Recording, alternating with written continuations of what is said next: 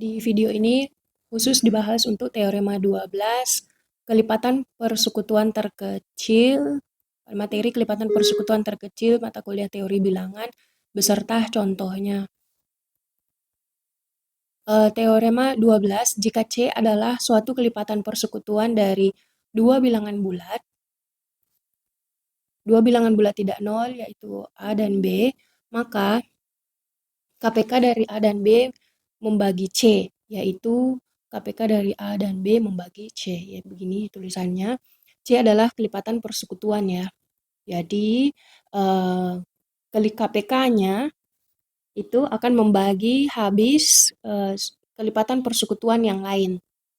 Dan ingat, C itu dibatasi bahwa C merupakan suatu kelipatan persekutuan yang tidak nol. Jadi C tidak boleh nol di teorema ini. Begini pembuktiannya itu mulai dari dimisalkan yang paling akhir. Paling akhir yaitu KPK. KPK-nya dimisalkan terlebih dahulu, KPK dari A dan B dimisalkan yaitu M. Terus maka harus ditunjukkan bahwa karena bunyi teoremanya KPK habis membagi C, maka yang harus ditunjukkan yaitu M membagi habis C, karena KPK tadi ini sudah dimisalkan ya, sebagai M. Jadi di pembuktian itu yang bisa kita pakai adalah pernyataan ini, KPK dari A dan B yaitu M itu modal untuk pembuktian, dan di sini jika C merupakan suatu kelipatan persekutuan dua bilangan bulat A dan B, itu berarti yang diketahui dari teorema dan bisa dipakai untuk membuktikan C adalah suatu kelipatan persekutuan dari A dan B. Nah, makanya di sini ditulis C adalah kelipatan persekutuan dari A dan B. Jadi kalau misal ada teorema yang perlu diperhatikan itu apa modal yang bisa kita pakai. Modal pertama yaitu apa yang ada di pernyataan pertama di teorema dan semua yang kita misalkan. Di sini yang dimisalkan adalah KPK-nya adalah M. Terus ini teorema ini akan dibuktikan menggunakan kontradiksi. Kontradiksi berarti buat perlawanan. Jadi di sini lawannya yaitu andaikan M tidak habis membagi C, karena tadi kan akan ditunjukkan M membagi habis C, tapi dengan menggunakan kontradiksi berarti kita mengandaikan lawannya itu benar. Kita mengasumsikan bahwa M tidak habis membagi C. Pembuktian kontradiksi ini nanti akan memunculkan bantahan-bantahan atau kontradiksi sehingga ada terbantah ya nanti beberapa pernyataan dengan pemisalan tersebut. Jadi itu nanti di akhir kita akan bisa menyatakan bahwa pengandaian yang kita lakukan itu tidak benar, yaitu M tidak habis membagi C itu salah. Jadi yang benarnya adalah M membagi habis C. Itu overview untuk bagaimana membuktikan dengan menggunakan kontradiksi. Nah, kita lanjut.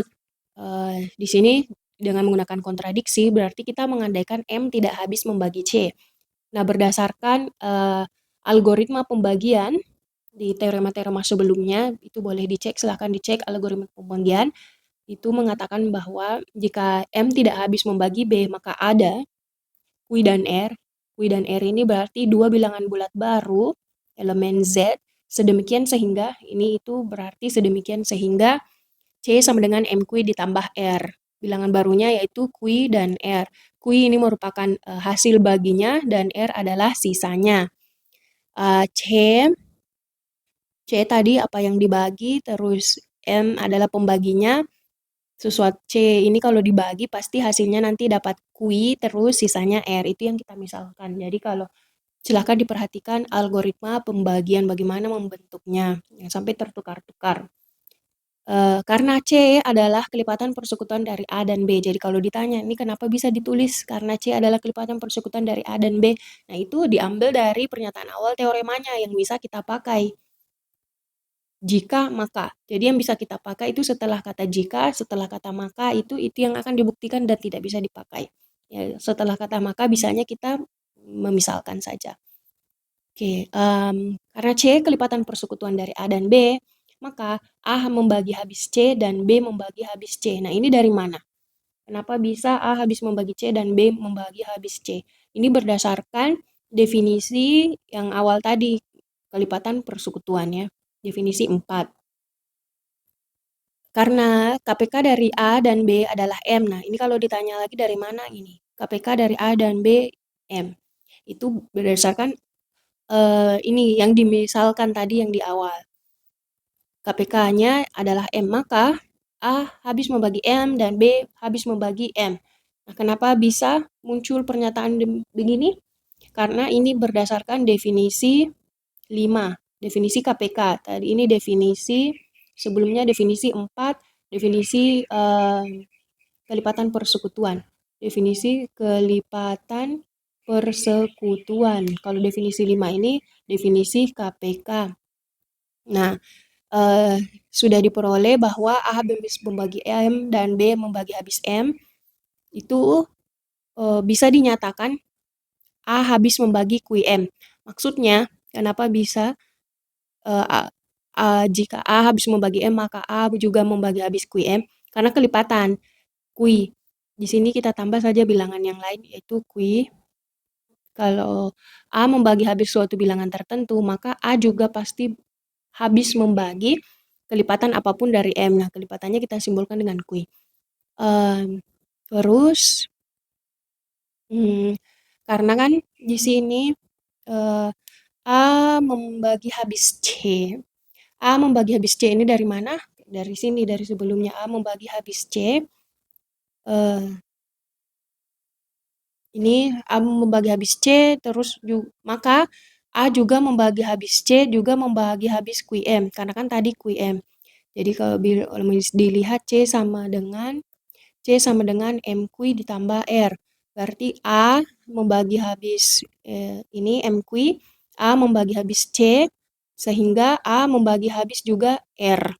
Jadi kalau di sini dibagi, sisanya juga dibagi. Berarti disimpulkanlah A membagi habis R. Demikian pula, setelah A-nya, kita kerjakan lagi B-nya. B membagi habis M. Nah, ini dapat dari mana B membagi habis M? Itu tadi definisi KPK yang ini ya. Terus B dengan langkah yang sama, itu jika B membagi habis suatu bilangan, berarti B juga membagi habis kelipatan dari bilangan ini. Jadi kalau di sini disengaja dipakai Q karena dia selalu mau mengarah ke persamaan yang ini. C sama dengan MQ ditambah R. Jadi selalu dipakai dengan Q. Terus B membagi habis C. Dari mana B membagi habis C? Ya ini tadi definisi 4 yang di atas di sini ya. Nah, kalau B membagi habis C, ini bisa kita lihat, ini kan B membagi habis C, itu B juga membagi habis QM. Nah, kalau dilihat dari sini, B membagi habis QM ini kan sudah dibagi habis oleh B.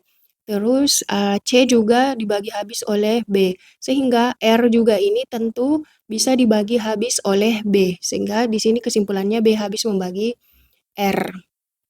Karena A membagi habis R dan B membagi habis R, maka R adalah kelipatan persekutuan dari A dan B. Nah, ini kenapa bisa ada pernyataan begini?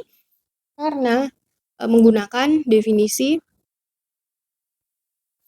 4. Definisi 4 tadi itu tentang kelipatan persekutuan.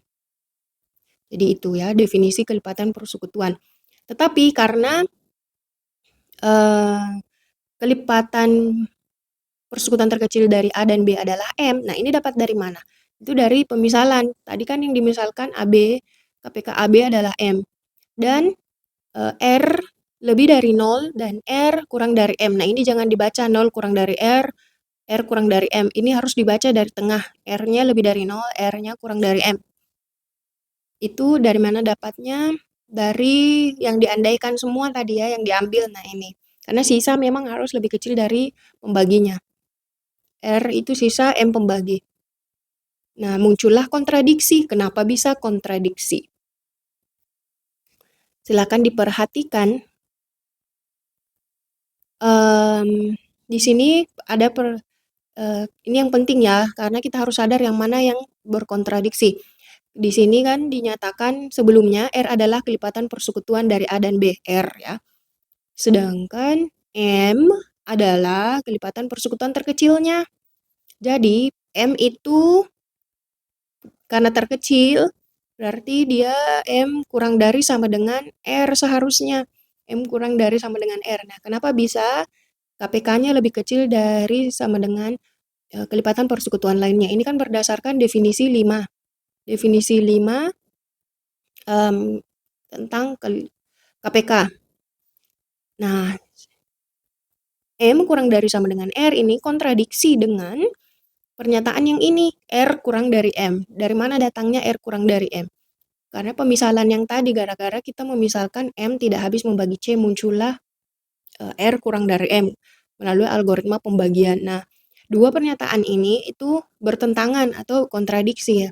M kurang dari sama dengan R dan di sini disebut R kurang dari M. Di sini dikatakan R lebih besar, terus di sini dikatakan R kurang dari. Sehingga kontradiksi. Jadi, pengandaian di awal bahwa M tidak habis membagi itu salah. Jadi, yang benar adalah M habis membagi C. Terus M adalah KPK-nya langsung diganti begini, KPK A dan B habis membagi C. Nah, terbukti. Kita lihat contohnya dari teorema tersebut. Kelipatan 6 adalah 6, 12, 18, 24, 30, dan seterusnya. 9 kelipatannya yaitu 9, 18, 27, 36, dan seterusnya. Ini tambah-tambah 9, kalau ini tambah-tambah 6. Kelipatan persekutuan dari 6 dan negatif 9 adalah, di sini kelipatan persekutuan itu tadi kan berdasarkan definisi, di sini kayaknya negatif 9. Kelipatan persekutuan, ingat definisi 4 itu menyatakan kelipatan persekutuan yaitu harus positif. Kita lihat kembali di sini definisi 5. Definisi 5 yaitu M-nya ya, kelipatan persekutuan. Nah, di sini ditulis M lebih dari 0. Jadi harus lebih dari 0 kelipatan persekutuannya. Jadi kita ambil 18 yang sama. Terlihat bahwa KPK-nya yaitu 18 habis membagi kelipatan persekutuan lainnya. 18 habis membagi 36, 18 habis membagi 54, 18 juga habis membagi kelipatan persekutuan selanjutnya. Itu merupakan pernyataan dari teorema 12. KPK akan membagi habis kelipatan persekutuan lainnya.